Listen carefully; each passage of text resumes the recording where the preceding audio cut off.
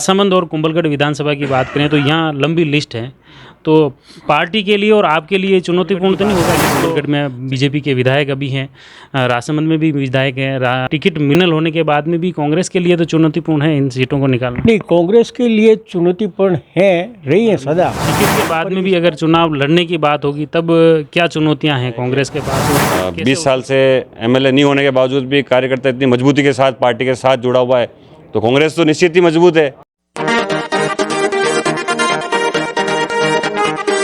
नमस्कार, मैं हूं लक्ष्मण सिंह राठौड़ और आप देख रहे हैं जयवर्धन न्यूज। राजसमंद के सर्किट हाउस में कांग्रेस के विधानसभा चुनाव को लेकर जो कसरत हैं वो तेज़ दिखी। यहाँ पर मुख्य रूप से जो अंतिम टिकट को लेकर जो दावेदारों ने अपने आवेदन किए हैं, जो वंचित रह गए थे ब्लॉक स्तर पर, आज जिला स्तर पर प्रभारी मंत्री उदयलाल आंजना और चुनाव के प्रभारी चेतन डूडी के समक्ष आवेदन रखें और समर्थकों के साथ में दावेदार पहुँचे। हमारे साथ में अभी कांग्रेस के जिलाध्यक्ष हरि सिंह जी राठौड़ के साथ ही कई कांग्रेस के कार्यकर्ता पदाधिकारी भी हमारे साथ हैं। उनसे बातचीत करते हैं कि आज जो दिन भर की बैठक रही उसमें क्या मुख्य रूप से रहा। जिलाध्यक्ष जी से जानते सबसे पहले, आज जो बैठक रही मुख्य रूप से ब्लॉक स्तर पर आवेदन मांगे और यहाँ जिला स्तर की बैठक के बाद कुछ आवेदन बढ़ गए, ऐसा क्यों हुआ? ऐसा है कि प्रदेश कांग्रेस कमेटी से हमें निर्देश आया था कि आपको हर ब्लॉक अध्यक्ष से मीटिंग करके जो भी उम्मीदवारी जताना चाहें उनसे आवेदन प्राप्त करें। वो तारीख थी 21 से 23 और हमने 8 ब्लॉकों में 21 से 23 के बीच में मीटिंगें करवाई और ब्लॉक अध्यक्षों के पास जो भी आवेदन आए वो आज जिला कांग्रेस कमेटी की मीटिंग हुई। उसमें हमारे प्रभारी के रूप में ये चुनाव प्रभारी भी आंजना जी को बनाया गया। हमारे ज़िले के मंत्री भी प्रभारी मंत्री हैं और चुनाव के प्रभारी भी जिले के चुनाव समिति बनाई, उनके अध्यक्ष उदयलाल जी आंजना हैं और उनमें 4 सदस्य हैं।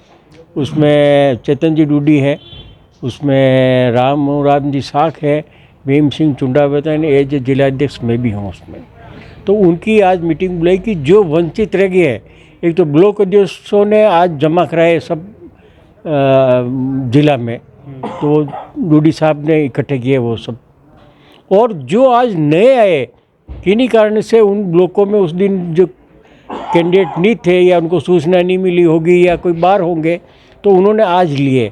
तो ये लेने का प्रावधान था कि यहाँ आज ले जाएंगे। यहाँ से कोई वंचित हो गए तो 29 तारीख तक संभाग लेवल पे एक कमेटी बनी हुई है, वहाँ दे सकते हैं और 29 के बाद भी अगर कोई देना चाहे तो पीसीसी में जाके जमा करा सकते हैं। नाथद्वारा और भीम में तो तस्वीर क्लियर हो गई है कि एक दावेदार हैं, लेकिन अगर राजसमंद और कुंभलगढ़ विधानसभा की बात करें तो यहाँ लंबी लिस्ट है, तो पार्टी के लिए और आपके लिए चुनौतीपूर्ण तो नहीं होगा किसको चयन करना है, उसको कैसे पार्टी में वापस समन्वय बिठाना? नहीं, आप थोड़ी देर पहले आते तो देखते कि सभी हमारे दावेदार हैं, उन्होंने अपने लिए टिकट मांगा है और साथ ही साथ ये कहा कि पार्टी नेतृत्व जिसे भी टिकट देगी हम उनके साथ रहेंगे। ये मैं पहली बार देख रहा हूँ, कोई नाराज़ होकर नहीं गया है। यही कहा कि मैं भी उम्मीदवार हूँ और पार्टी अगर दूसरों को मौका देगी तो मैं उनके साथ रहूँगा। ये इसके अलावा मुख्य रूप से कांग्रेस की अगर कुंभलगढ़ में बात करें तो उसमें जो पहले चरण में जो आवेदन दिए गए उसमें भी ये बात सामने आई कि वो कतिपय व्यक्ति के घर पर बैठक रख दी उन्होंने, जबकि कांग्रेस कमेटी की बैठक है इसलिए कुछ पदाधिकारी या दावेदार नहीं गए, ये बात सामने आई थी। नहीं, दोनों ब्लॉकों की अलग अलग मीटिंग हुई थी और वो जो कुंभलगढ़ वाली मीटिंग है उसमें एक दिन का हमारे पास फ़ोन आया था, तो हमने कहा कोई बात नहीं, आप वहाँ नहीं देते हो तो आवेदन आप जिले में दे देना, हम जिले में ले लेंगे, और उनका आवेदन आज जिले में ले लिया गया। तो ऐसा नहीं लगता है कार्यकर्ताओं में या पदाधिकारियों में नाराज़गी है कुछ? नहीं, उन दोनों में वो पहले दोनों संबंधित थे और उनका पारिवारिक संबंध ठीक नहीं है, इसलिए वो नहीं जाना चाहते हैं। यहाँ मिल रहे हैं, दोनों एक साथ बैठे हैं, कोई बात नहीं। राजसमंद विधानसभा की और कुंभलगढ़ की बात करें, कुंभलगढ़ में बीजेपी के विधायक अभी हैं, राजसमंद में भी विधायक हैं बीजेपी के ही, तो दोनों सीटें अगर टिकट मिलने के फाइनल होने के बाद में भी कांग्रेस के लिए तो चुनौतीपूर्ण है इन सीटों को निकालना। नहीं, कांग्रेस के लिए चुनौतीपूर्ण है, रही है सदा, पर इस बार जो कार्यकर्ताओं में उत्साह है और गहलोत सरकार के जो योजनाओं के जो जन कल्याणकारी योजनाएं हैं या विकास के जो काम हुए उनके आधार पे कार्यकर्ताओं में जोश है कि कांग्रेस का माहौल है, इसीलिए दावेदार बढ़ गए। तो चुनाव गहलोत सरकार की योजनाओं पे लड़ेंगे या जिले के भी अलग कोई मुद्दे या कोई नया रोड मैप पार्टी तैयार करेगी? नहीं, जिले के लिए हमने अलग से भी किए, जैसे खारी पिडर का हमने काम करवाया है, हम हॉस्पिटल भी लेके आ रहे हैं। राजसमंद की पाल के लिए भी पहली बार 40 करोड़ रुपए कि हमने स्वीकृत कराए हैं। अगले मुद्दे क्या रहेंगे ये हम अब पार्टी में वापस अगर चांस देती हैं राजसमंद विधानसभा, कुंभलगढ़ विधानसभा? अगले मुद्दे तो जो पार्टी का कैंडिडेट होगा वो जाएगा, जहाँ से मांग उठेगी कि भाई हमारी ये मांग और रहेगी, हमारी ये मांग और रहेगी, तो वो चुनावी वादे वो उम्मीदवार जो करेगा उसको सरकार पूरा करेगी। हमारे साथ में पीसीसी सदस्य देवकीनंदन जी गुजर हैं। देवकीनंदन जी, क्या लग रहा है, आप फीडबैक भी लिया कार्यकर्ताओं का और मुख्य रूप से राजसमंद और कुंभलगढ़ विधानसभा की बात करें? फीडबैक तो अभी नहीं लिया, अभी तो केवल जो फॉर्म दिए उनके समर्थक हैं, फॉर्म लिए सबसे, और फॉर्म लेने के बाद आगे वहाँ पीसीसी में भेज देंगे। हमारे जो जिला प्रभारी जी हैं, है ना, और वो भी इसके प्रभारी भी हैं टिकट वितरण के, वो भी हैं। डूडी साहब भी पधारे, आदरणीय हमारे राठौड़ साहब अध्यक्ष जी वो भी हैं, और हमारे भीम सिंह जी चुनाव साहब भी हैं। सब ने इस तरह से जो लेकिन मेरा क्वेश्चन ये है कि नाथद्वारा और भीम में तो तस्वीर क्लियर हो गई कि ये दावेदार हैं और वो चुनाव लड़ेंगे। कुंभलगढ़ और राजसमंद में क्लियर नहीं हुई है, तो पार्टी में कुछ उसको समन्वय बिठाने में समन्वय बैठ जाएगा ना, समन्वय बैठेगा, लेकिन टिकट मारने का अधिकार सबको है। सब बंधु ये कह रहे थे हमारा टिकट जो भी मांग रहे हैं कि साहब टिकट मैं भी दावेदार हूँ, यदि जिसी को भी पार्टी टिकट है उनके साथ हैं हम सभी। तो ये मतलब टिकट के बाद में भी अगर चुनाव लड़ने की बात होगी तब क्या चुनौतियां हैं कांग्रेस के पास और कैसे उसको सॉर्ट आउट करेगी पार्टी? उस समय बिल्कुल जो परिस्थिति है उसके साथ सॉर्ट आउट कर लेंगे। आज दिन तक कांग्रेस आई, जब कांग्रेस अपने राजसमंद राजस्थान विधानसभा के चुनाव से उस आज दिन तक बिल्कुल समन्वय करा के पूरी वैसे उसमें कुछ वो नहीं है। अभी मोदी जी और अमित शाह के 2-3 दिन बयान हुए कि कांग्रेस की उल्टी गिनती है, तो अब साहब ये तो अपना बड़ा बोलना पड़ना है ना, ये प्रजातंत्र है। अटल बिहारी जी ने कहा था पार्टी आएगी चला जाएगी, प्रजातंत्र कायम रहेगा, हम सब कायम हैं। तो मोदी जी और अमित शाह की जो व्यवस्था है प्रजातंत्र के बिल्कुल खिलाफ है। फिर बड़ा दर्द के साथ, मैं तो कहना नहीं चाहिए, मैं तो छोटे आदमी है, लेकिन दर्द के साथ कहना, उन्होंने जो वादे किए ना, एक भी वादा पूरा किया हो तो हम मान लेते हैं। 2 करोड़ आदमी को हर साल देंगे, आज 18 करोड़ हिंदुस्तान में नौजवान बनते हैं, लेकिन आज सबसे ज़्यादा दुर्व्यवस्था किसी की है तो वो है नौजवानों की। आज दर भटक रहे हैं। ये नहीं, हमारे सब पार्टी पदाधिकारी है ना, उन सब के पास 50-100 आदमी रोज़ आते हैं। कोई कहता है हम रोज़गार दिला लो, कोई इस तरह से कहते हैं। यही नहीं, बहुत से बच्चे ऐसे भी आए हमारे पास कि साहब हमें MA कर लिया, BA किया, रोज़गार नहीं मिल रहा है, मैं क्या करूं, मेरी पत्नी मेरे को छोड़ के चली गई, मेरे बच्चों को मेरे माँ बाप कहते हैं पढ़ा लिया, तो मैं आत्महत्या करूँ या क्या करूँ? ये एक प्रश्न हो गया हिंदुस्तान के लिए कि नौजवान जो पीढ़ी, जो दुनिया में सबसे बड़ी नौजवान पीढ़ी ना, जो दुनिया सबसे आगे बढ़ रही कह रहे हैं हिंदुस्तान, लेकिन उन नौजवानों को अगर रोज़गार नहीं मिलेगा तो मेरे हिसाब से देश भटक जाएगा, नौजवान भटक जाएंगे। 4 ही विकल्प है नौजवान पे, या तो वो आत्मसम्मानी होगा, पागल बन के घूमता रहेगा। राजस्थान में भी अपराध की जो बात है वो काफ़ी चर्चा में रही और वो बार सार ये तो मैं कहता हूँ ये तो पक्ष विपक्षी बातें हैं।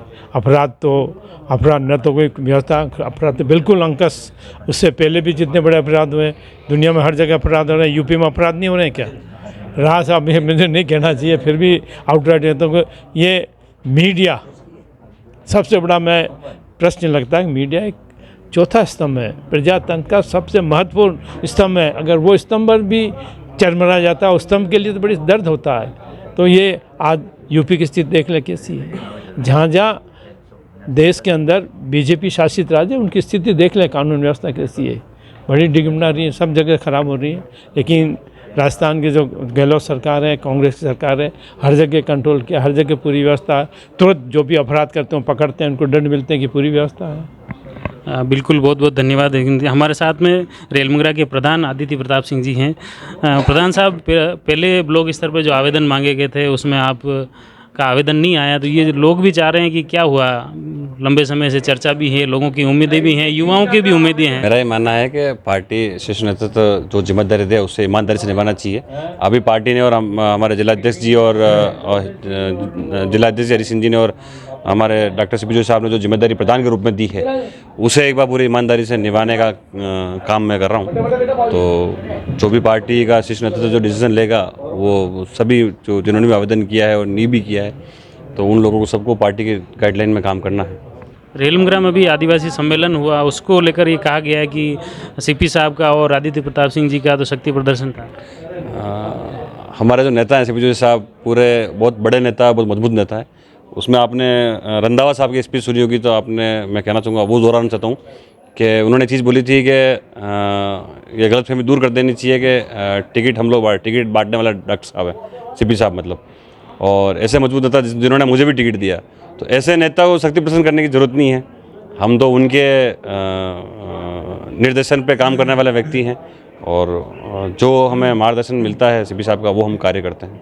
तो क्या लग रहा है राजसमंद विधानसभा को लेकर आपका क्या मत है? निरंतर आपको हर एक कार्यकर्ता कह रहा है बदलाव होगा, पर मैं आपको कहना चाहता हूँ कि विगत 20 वर्षों से विधायक नहीं होने के बावजूद भी कांग्रेस का निष्ठावान कार्यकर्ता कितनी मजबूती से खड़ा है, वो एक अपने आप में एक रोड मैप दिखाता है कि 20 साल से एमएलए नहीं होने के बावजूद भी कार्यकर्ता इतनी मजबूती के साथ पार्टी के साथ जुड़ा हुआ है, तो कांग्रेस तो निश्चित ही मजबूत है।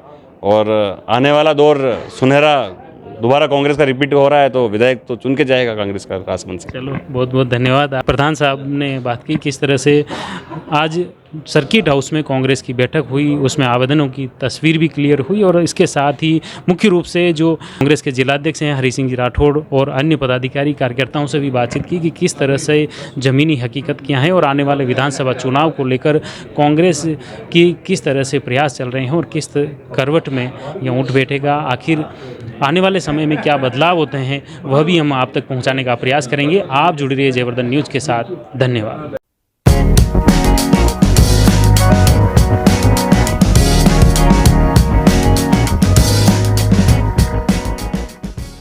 द मारुति नंदन ग्रैंड, नाथद्वारा स्थित एकमात्र अल्ट्रा लग्जरियस 5-स्टार होटल। राजसमंद जिले की एकमात्र 5-स्टार hotel the Maruti Nandan grand में भोजन की स्वादिष्ट थाली अब सिर्फ 290 रुपए में।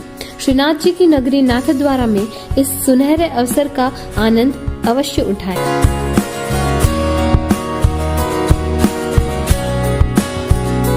Maruti Nandan grand, think Nathdwara, think नंदन ग्रैंड।